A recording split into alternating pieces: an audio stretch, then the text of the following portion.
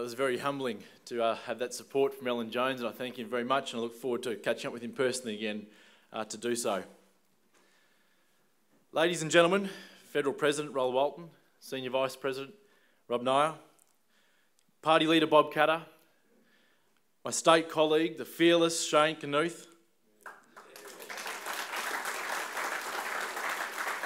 local representatives, Councillor Robbie Catter and Councillor Dave Neindorf, members of management, special guests Drew Hutton, Heather Brown, James Blundell, Courtney McGeechan, Australian Party state candidates, friends and supporters.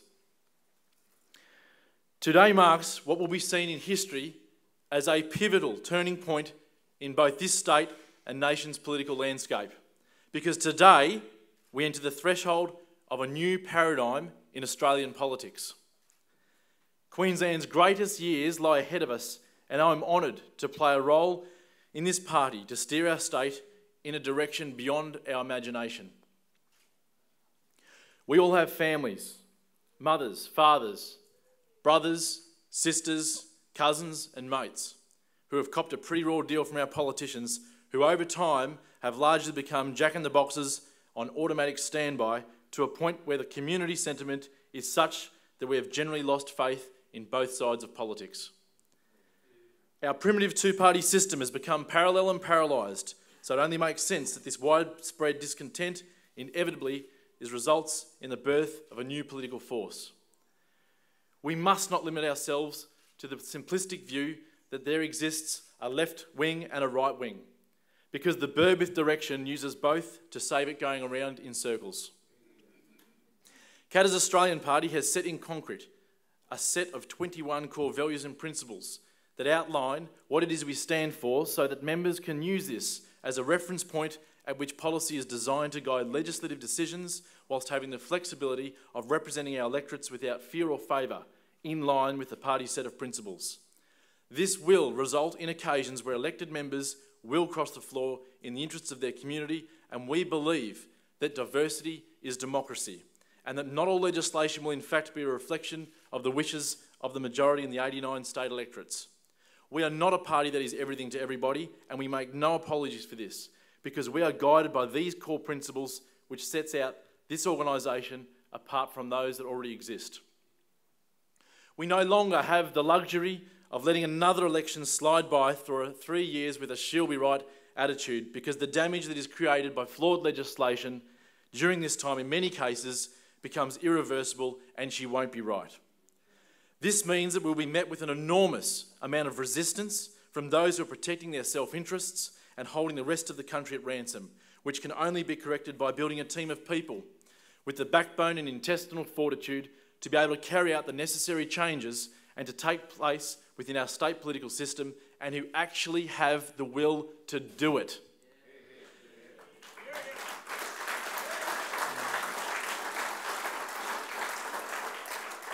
The two greatest statewide issues that faced Queensland communities over the last 3 years of this state government was undoubtedly the sale of our assets and the flawed coal seam gas industry, which is currently steamrolling community after community across Queensland. Both of these critical issues are directly linked to the huge increases in our cost of living and loss of jobs. 85% of Queenslanders were against the sale of state assets, and 78% of Queenslanders were against the flawed coal seam gas industry. Yet we find ourselves faced with both the ALP and the LNP, who both have privatisation now as part of their policy platform, and who have both endorsed the expansion of the currently flawed coal seam gas industry. What recourse is there when our very democratic system has effectively become privatised by the gas companies who own the party's lock, stock and barrel? In times like these, the Parliament has no place for complacency, and we as a people should no longer sit back. We should no longer sit back and accept the daily routine of our politicians wandering into Parliament and rolling over like jellyfish in a breaking wave.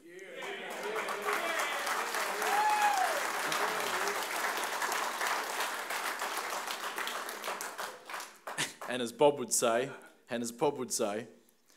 we are, I won't do it in your accent, Bob. We are producing a bunch of sooky little wimps.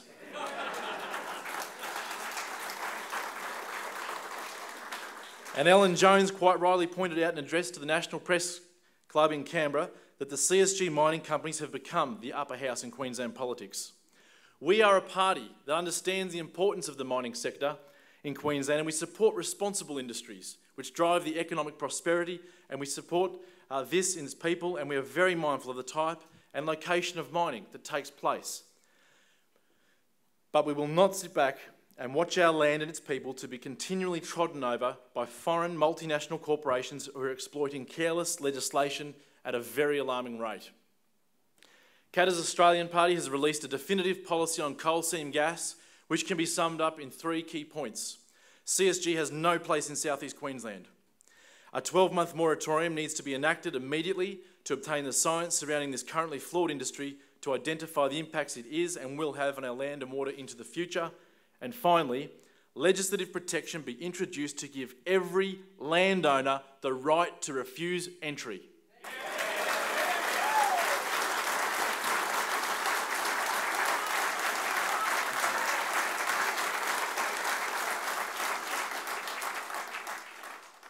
It must be noted that both the ALP and LNP rejected a motion in the State Parliament that Drew Hutton worked with me on the 24th of November in 2010 to initiate a moratorium on the coal seam gas industry until the health of the local communities would not be adversely affected by the operations of these companies. And as Ellen Jones said, the vote was 83 to 6.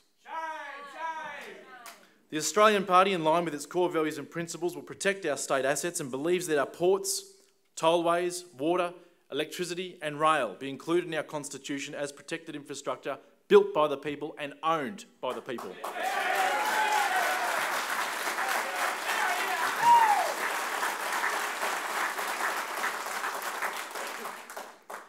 The cost of living will only continue to increase as long as we stand back and let the other 2 parties take it in turns to sell our assets to foreign-owned multinationals who continue to dictate to us the price of these essential services which generations of Australians have built. We are the only party in the Parliament that has a key platform that sends a very, very clear message. Queensland is not for sale.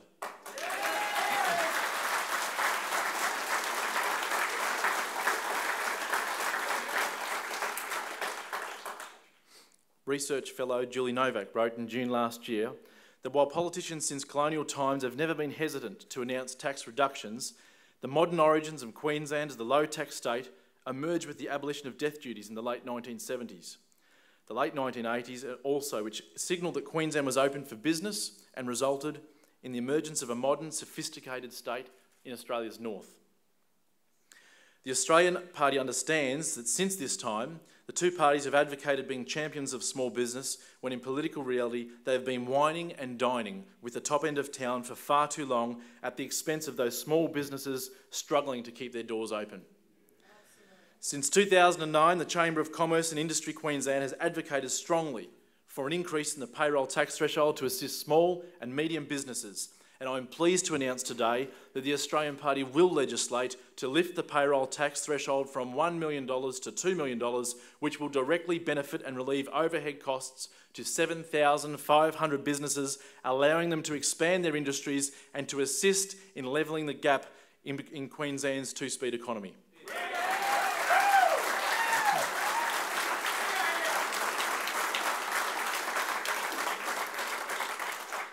I'm also pleased to announce that within 12 months of an Australian Party government, we will implement a state arbitration body to oversee negotiations between dairy farmers and processors. Our objective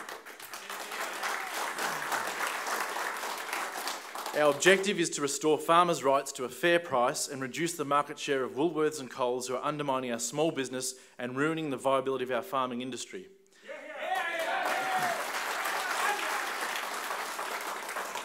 Agriculture in Australia is on its knees, and there is nowhere in this more evident than in the dairy industry, which collapsed as a direct result of the National Party that pulled the trigger on deregulation. There has been a drastic downward spiral for this industry, and it is our intention to revive it to its former glory.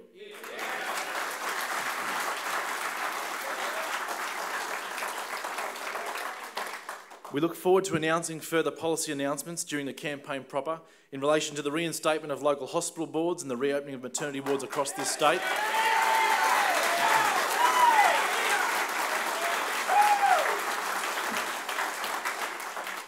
mandating ethanol, proper victim protection and compensation legislation, genuine prisoner rehabilitation initiatives, community benefit boards to distribute gambling benefit grants across the state evenly,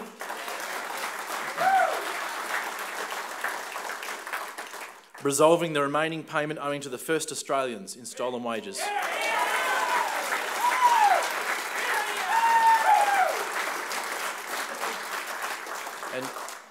And Bob and I have some very exciting announcements throughout the campaign in the arts, entertainment and tourism industry.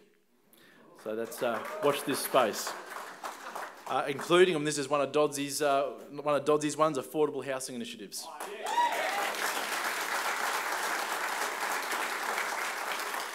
And last but not least, reinstating our personal freedoms so that we can go away on a holiday with your family or your mates and pack the fishing rods without fear of the government watching your every move.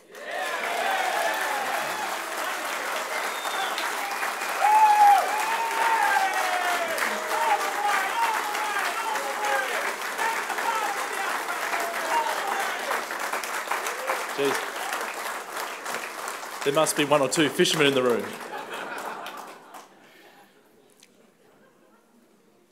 Having toured the state with Bob extensively over the past 6 months, it has become very clear to me that Queenslanders are not just seeking a change in government, they're actually looking for a good government.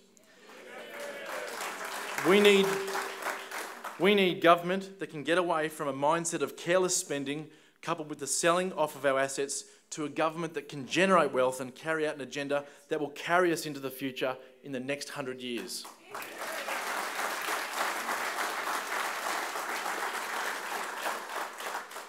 Now a bit about Bob. This will only take 40 minutes. As I said last night, I've tried to get one up on him in the last 6 months, but it hasn't happened, so I've given up.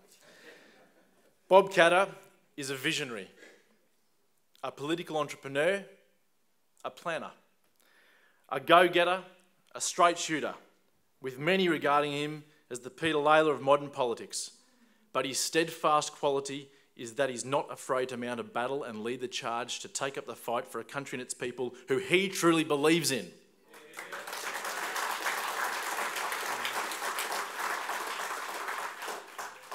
If you had to sum up Bob in a line, I would say this about him. This is hard, actually. Some of the decisions of past Australian politicians frustrate him. Most of Australia's current politicians irritate him. But he has an eye on the future political landscape, and that is what motivates him. To this end, I would like to introduce the team that Bob has built, who will 6 weeks from today be passing out hundreds and thousands of how to vote cards across this great state to send a very clear message to the politically correct that we are coming after you.